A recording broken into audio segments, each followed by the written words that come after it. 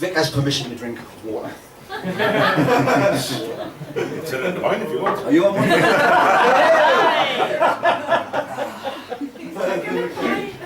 Chris Ormston on the pipes, by the way, ladies. Without him, I'm nothing. And I say that because it's true. This next one we're going to do is a cover version.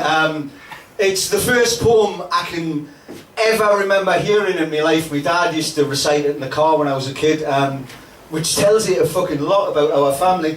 I used to think this poem was about prejudice against people with ginger hair, and in later years I realised it's about how you can't help the sexuality you're born with any more than you can help the hair colour you're born with. This one's called "Oh, Who Is That Young Sinner?"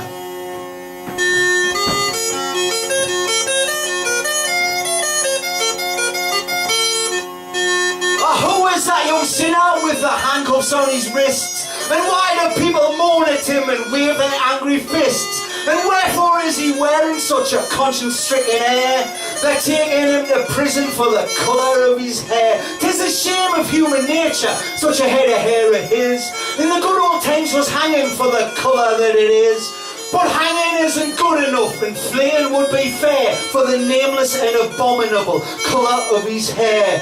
A deal of pains he's taken and a pretty price he's paid to hide his poor diet of a mentionable shade. But they pulled the beggar's hat off for the world to see and stare. Now they're hauling him to justice for the colour of his hair. Now it's Oakham for his fingers, the treadmill for his feet, and the quarry gang in Portland in the cold and in the heat.